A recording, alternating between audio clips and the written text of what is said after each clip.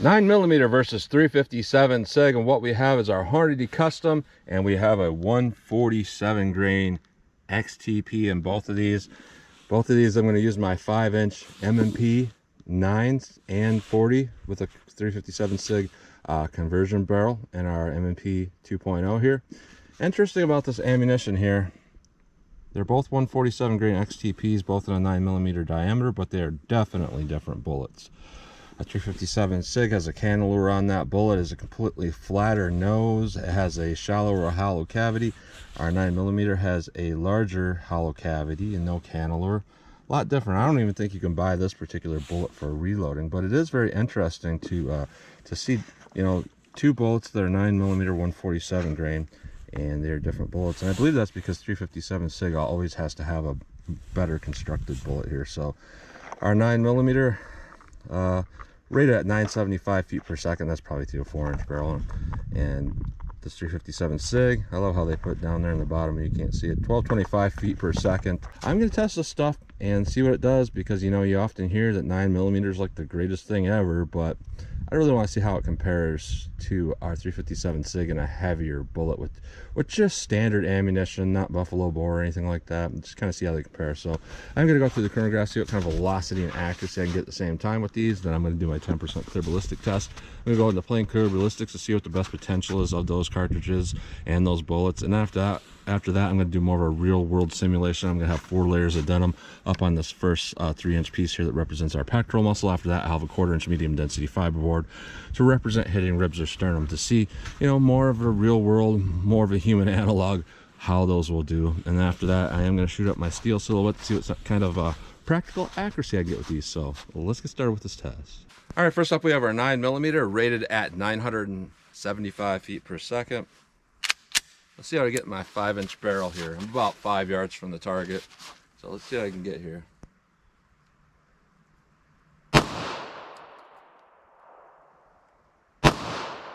(1034),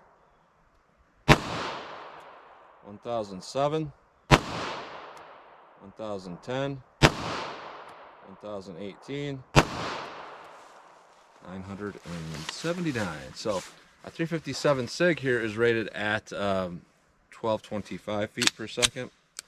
Let's see how I get here in my 5-inch barrel here.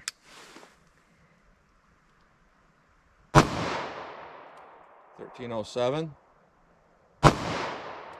1315, 1313, 1320, 1314. So a lot more velocity by about 300 feet per second, and a lot more consistent velocity. So let's hit our ballistics gel block, see how these compare. All right, plain clear ballistics. Let's see what the best potential is of these. Here's our 9mm. All right, let's hit above that with our 357 SIG. See how that compares. Let's go take a look.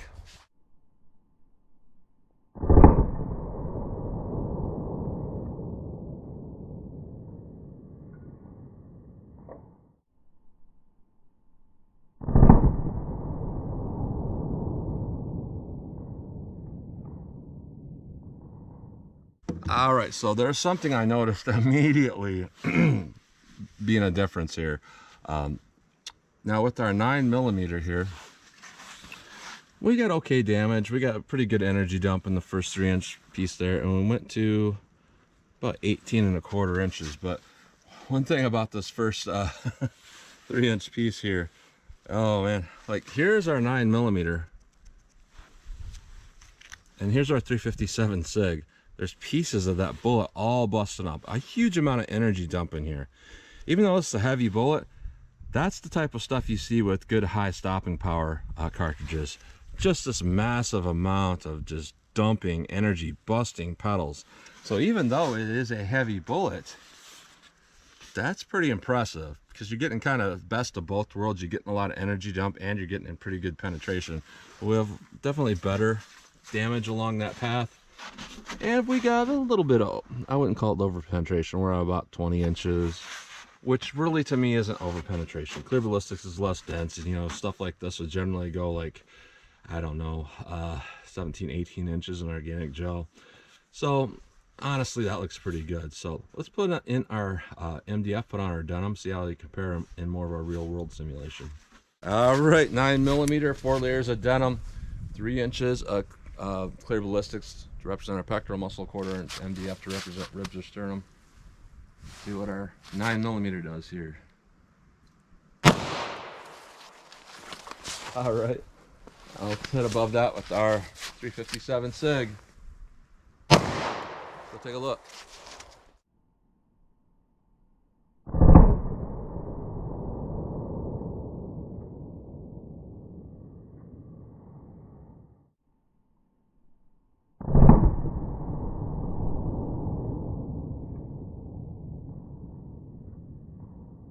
All right, let me move this back because it is completely moved, but we're definitely seeing some difference here after we're going through this first 3 inches.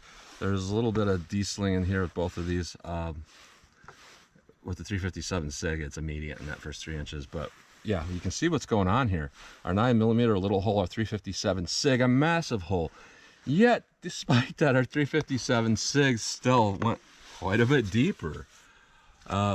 What we see is very good damage with both. I would say if you add up this first 3 inch here, where it's a lot bigger with the 357 SIG compared with the rest of its track versus this 9mm right here, I would say it looks like very similar amount of damage going on in there. What we're seeing with our 9mm though is definitely just some nose deformation, a little bit of pedal deformation, not really very good expansion, penetration about 18 1/4 inches. Now our 357 SIG, at least from this angle, what it looks like to me, it looks like there's more expansion. But with that expansion, we also got a penetration of 25 inches here, which is a lot. So it's a little bit over penetration. It's not terribly bad. I think of things being terrible with over penetration when they're more up here and beyond, you know, when we're getting 28 inches plus. Then I think that could probably pass through an attacker. But what I'm seeing here, and this is kind of what I was thinking going into this before I tested this, is that, you know, 9mm is an okay cartridge, but I was thinking with that 147 grain, we might get a lot of penetration with that power. So, you know, 9mm is a good self-defense cartridge, but if you had to have like a cartridge where it's like, I want something that's really good for self-defense on the street, but, you know, I'm also going to go somewhere in the woods where there might be some sort of dangerous animal, I think your 357 SIG 147 grain kind of has you covered in both regards there. So we'll take a close-up look at these bullets here. Now I'm going to shoot at my steel, see what kind of practical accuracy I can get with these. All right, so here's a close-up look at these bullets here, and this is going through our plain gel. There's not a significant difference between the 9mm and the 357 SIG. You can kind of see here our 9mm expanded perfectly round through our plain gel, and with our 357 SIG, it looks like almost not as good, but that's just because that's going to be a tougher bullet design. And they would have to do that because you saw that fragmentation. That'd be significantly worse than this, and that's why it's smaller. We saw some of that fragmentation on that first 3 inches, so it's missing off this. This 9mm might look a little bigger now, but you have to understand, in the real world, that's going to do a lot more than something than that, even though the expansion is bigger. Now when we look at our medium density fiber board here through the denim, you know, that limited the expansion quite a bit with our 9mm. Big difference there. Just not quite enough velocity going on. Now with our 357 SIG, even though it's a bigger bullet, it almost looks about the same as the one through plain gel. We still got mushrooming, so that is incredible to get, you know, that 20, I think it was 25 inches of penetration, and to have expansion like that. So I don't know if that would do that in a shorter barrel than a 5-inch barrel, but I'm saying through a 5-inch barrel, this is going to be a really good overall round here. You know, man or beast, I think it's going down with this. And it's very accurate. 9mm was accurate as well. So I guess it really depends on what your needs are, but I can just about guarantee you that if you have to put something down that's going to hurt you, I think this is going to do a little better job. So let's a close-up look at those bullets. All right, seeing as I am using my 5-inch M&P pistols, they tend to shoot really good for me. I'm just going to start at 25 yards. See what kind of practical accuracy I can get with these. So 9mm, let's see what this does for me.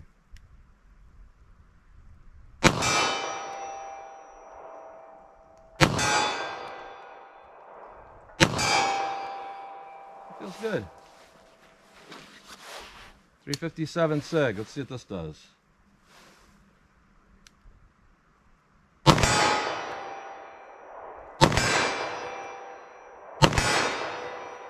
That definitely hits a lot harder. Let me back it up a little more. All right, 40 yards from the target. You know, there was an incident here about a year and a half ago where somebody had to do that. Stop a mass shooter, so it's definitely relevant. And if I had to do that, this would probably be what I'd want more than anything else, is one of my 5-inch pistols. So let's see what I can do here. 40 yards.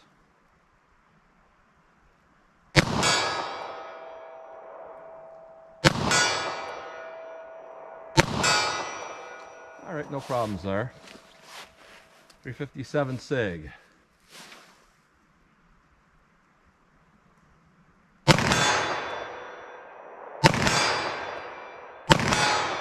And again, it hits real hard. Now let me back up to 75 yards. All right, 75 yards from the target. One thing to note is those Hornady custom boxes, much like Critical Defense or other variants of Hornady ammo, come in 25 round boxes for your 9mm and smaller. But the 357 SIG comes in 20 round boxes. So let's see what I can get here. 75 yards, 9mm.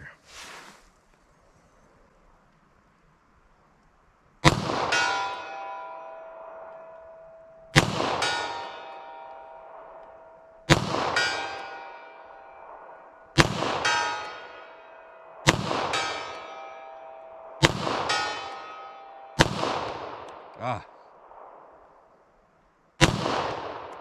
Yeah, that was all me. All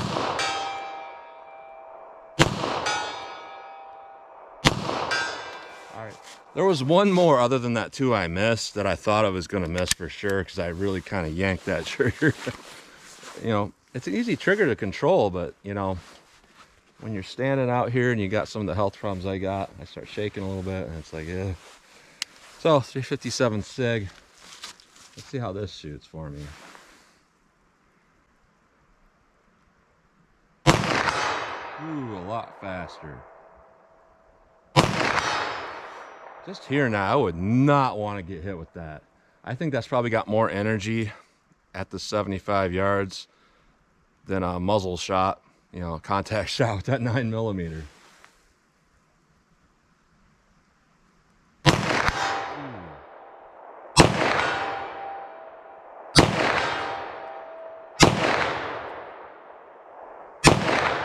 I missed those last 2. You know, that first one I missed, I knew that was coming. The second one, I thought I was going to get that. But overall, you know, I think that's probably just anticipation of recoil. There I missed a few here, but wow, is that 357 SIG hit hard. Just looking at the entire thing, that thing is extraordinarily wicked here. I'll talk about that 9mm, but this 357 SIG's on my mind. It's hitting, it's fragmenting out in the first 3 inches, at least without denim there. And after it does that, you know, you'd think you would see something like you see with 357 Magnum where, you know, okay, it stops in like 14 inches or something. No, it goes real deep to the end of the block there. And then with our more real world simulation where we lower that expansion a little bit, that thing really penetrates deep. But, you know, one thing that's apparent here is a lot of times when cartridges don't necessarily expand great and they penetrate deep, they don't have as good a stopping power because they're not dumping a lot of energy. This thing is kind of unique and it's dumping a lot of energy and then still going deep. So covers a lot of bases here. Our 9mm, surprisingly, I would recommend that. I think that's a pretty good cartridge here. Now, I don't necessarily think 9mm is a great cartridge. I put it down a lot and I do it for a reason. It's because I see a lot of law enforcement videos where it's taking 7, 8, 10 shots to stop an attacker. You contrast that to the departments that use like 40 Smith & Wesson, it's taking like 1 shot or 2. And that concerns me for an average citizen thinking, oh, it's the greatest cartridge ever. But 9mm with the right load tends to be a pretty good cartridge. One thing I have seen is your 115 grain plus P plus is an excellent cartridge. You know, it does a lot better than typical 9mm rounds. And I've seen that kind of with this. You know, we didn't get perfect expansion or anything, but it seemed like it did relatively well And what I really like about it is you have less felt recoil, at least in my opinion, with the 147 grain standard pressure here. It might have a little more muzzle jump and rise, but there's less, you know, jolt there, less, you know, just recoil hit. So it feels really easy to hit what you're aiming at with it, and that counts for a lot. So 357 SIG versus 9mm, I'm going to call them both pretty good here. Our 357 SIG is definitely, I guess, better. Now, if you look at our penetration numbers, our 9mm was fine. Our 357 SIG, you might say it failed. But I think the 357 SIG would be my preferred cartridge if I had to actually stop a threat. But both did okay, so I'm kind of pleasantly surprised. So that's what you get today. So as always, comment, share, and like, and thanks for watching.